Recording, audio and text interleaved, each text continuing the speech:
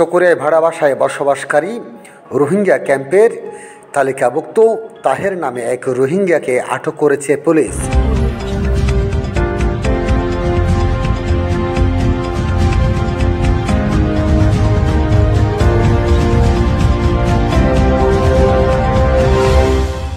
চকরিয়ায় ভাড়া বাসায় বসবাসকারী টেকনাফের ট্যাঙ্কালি রোহিঙ্গা ক্যাম্পে তালিকাভুক্ত সদস্য মোহাম্মদ আবু তাহের নামে এক রোহিঙ্গাকে আটক করেছে চকরিয়া থানা পুলিশ।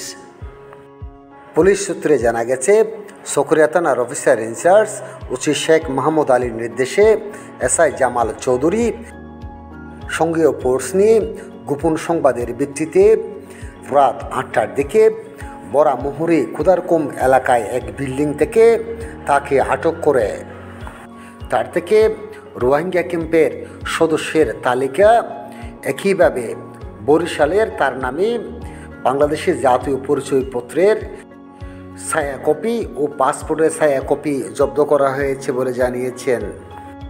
আটক হওয়া রোহিঙ্গা বলেন,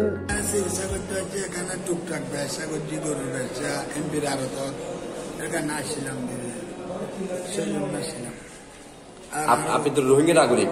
জি জি। এখানে টুকটাক ব্যবসা করছি তো, আর ওয়াইফ বড় অসুস্থ হয়েছে, প্রায় এখানে 3 মাস 4 মাস অসুস্থ আসছে, তো চিকিৎসা করছি, এখানে আসছিলাম। পাসপোর্ট করছি প্রায় 2 বছরের গায়ে। পাসপোর্ট করছি 2 বছর? পাসপোর্ট করছি 2 বছর, আইডি কার্ড করছি তো। আইডি কার্ড পাসপোর্ট কিভাবে বুঝছেন? অনেক আজ যাই করে যাই করছি। হঠাৎ বুঝছেন? বরিশাল। বরিশাল। আর পাসপোর্ট? পাসপোর্ট করছি নারায়ণগঞ্জ। নারায়ণগঞ্জ। আর টিয়ার মাধ্যমে বুঝছেন না? না, যাই করে টিয়া দিয়ে কত বুঝছেন? 35,000। হ্যাঁ, 35,000।